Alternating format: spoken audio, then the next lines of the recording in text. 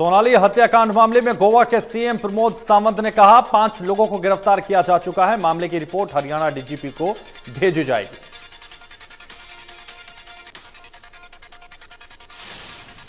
सोनाली फोगाट की बेटी यशोधरा का बयान, मां की तबीयत खराब रहती थी, सुधीर मां से मिलने नहीं देता था।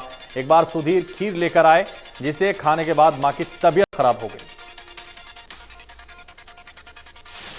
सोनाली फोगाट के करीबी दोस्त ने बड़ा खुलासा किया जिसमें उन्होंने बताया कि सुधीर से बहुत डरती थी सोनाली फोगाट। सुधीर साथ होता था तो सोनाली बोलती नहीं थी।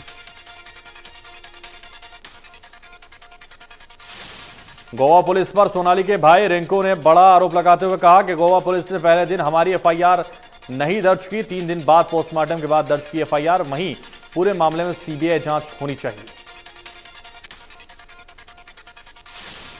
हरियाणा के गृह मंत्री अनिल विज ने कहा कि हम मजबूती से सीबीआई जांच के लिए रिकमेंड करते हैं। हमने गोवा सरकार को लिख दिया है। सिरसा पहुंचे दुष्यंत चौटाला ने सोनाली हत्याकांड पर कहा कि गोवा के सीएम ने मामले में अपना बयान दे दिया। साथ ही सीएम मनोहर लाल के साथ उनकी बातचीत हो चुकी है। सोनाली फोगाट की मौत को लेकर किरण चौधरी ने कहा कि कानून अपना काम करेगा और ड्रग्स को लेकर भी जो बातें सामने आई हैं उनकी जांच होनी चाहिए। जिन्होंने यह कार्य किया है उन पर सख्त कार्रवाई होनी चाहिए। रोहतक में बीजेपी प्रदेश अध्यक्ष ओपी धनखड़ ने पार्टी पदाधिकारियों की बैठक ली। बैठक में पूर्व मंत्री मनीष ग्रोवर, रामविलास शर्मा मौजूद रहे।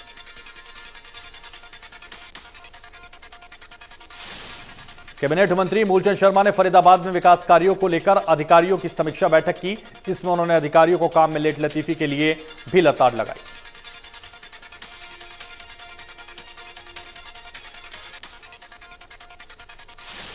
सांसद सुशील गुप्ता ने बीजेपी पर निशाना साधा। कहा बीजेपी ने 277 एमएलए खरीदकर सरकारें गिराई। जनता के पैसे से विधायक खरीद रही है बीजेपी।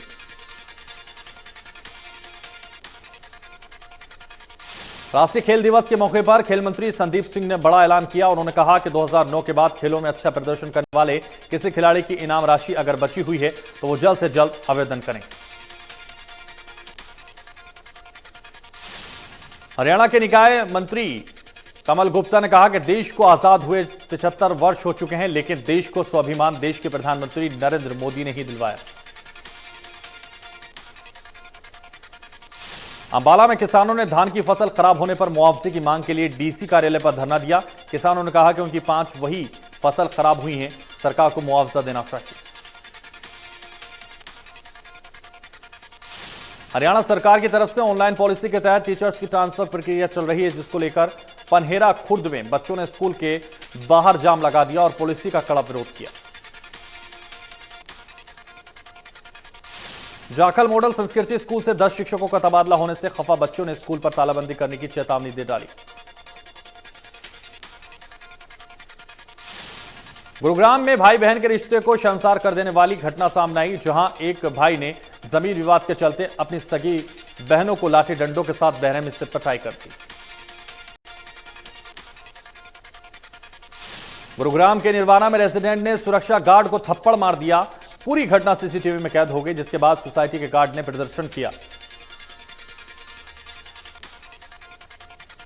फरीदाबाद की सुभाष कॉलोनी में रंजिश के चलते डेयरी संचालक के साथ मारपीट और लूटपाट की मौके से फरार हो गए। घटना के बाद घायल अस्पताल में भर्ती कराया गया।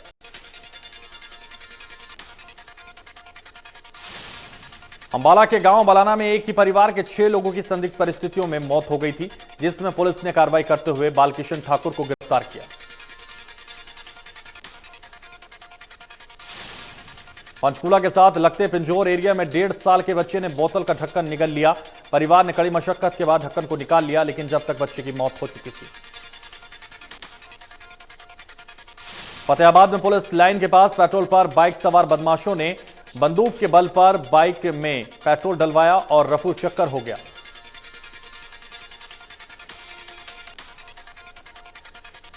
हरियाणा पुलिस ने चैन स्नेचर को गिरफ्तार कर लिया। स्नेचर की पहचान सोनू के रूप में हुई है, जो अपने साथी के साथ मिलकर स्नेचिंग की 7 वारदातों को अंजाम दे चुका है। बहादुरगढ़ में देश के विभिन्न हिस्सों में अफीम तस्करी करने वाले गिरोह के 3 सदस्य गिरफ्तार। वहीं पकड़े गए आरोपियों से 1.5 किलो अफीम बरामद हुई।